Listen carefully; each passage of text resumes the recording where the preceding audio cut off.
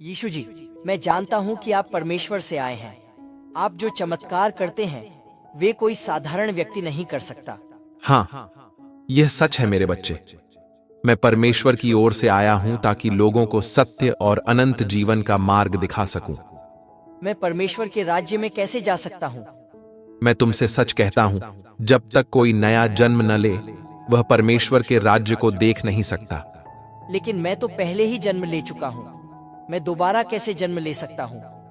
मैं तुमसे सच कहता हूं, जब तक कोई जल और आत्मा से जन्म न ले, वह परमेश्वर के राज्य में प्रवेश नहीं कर सकता।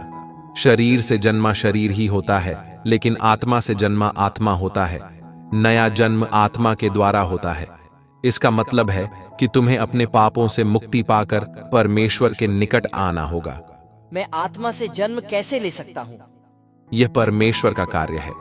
जैसे हवा चलती है और तुम उसे देख नहीं सकते, लेकिन उसका प्रभाव महसूस कर सकते हो, वैसे ही आत्मा भी तुम्हारे भीतर नया जीवन लाता है। मैं इसे पूरी तरह नहीं समझ पा रहा हूँ। तुम परमेश्वर के वचन को सीख रहे हो और फिर भी आश्चर्य करते हो। यह आत्मिक सत्य है जिसे समझने के लिए विश्वास की आवश्यकता है। लेकिन मैं कैसे यकीन कर सकता हूँ? मैं तुम्हें स्वर्गीय बातें बता रहा हूं। यदि तुम पृथ्वी की बातें सुनकर विश्वास नहीं करते, तो स्वर्गीय बातें कैसे समझोगे? क्या कोई स्वर्ग से आकर हमें यह सिखा सकता है? केवल मैं ही स्वर्ग से आया हूं। जैसे मूसा ने जंगल में कांसे का सांप ऊपर उठाया था, वैसे ही मनुष्य के पुत्र को भी ऊपर उठाया जाएगा, ताकि जो कोई मुझ पर विश्वास करे वह अनंत जीवन पाए। इसका मतलब क्या है? परमेश्वर ने संसार से इतना प्रेम किया कि उसने अपने एकलौते पुत्र मुझको दे दिया, ताकि जो कोई मुझ पर विश्वास करे वह नाश न हो बल्कि अनंत जीवन पाए। तो क्या आप हमें दंड देने आए हैं? नहीं, परमेश्वर ने मुझे संसार में न्याय करने के लिए नहीं, बल्कि संसार को बचाने के लिए भेजा है।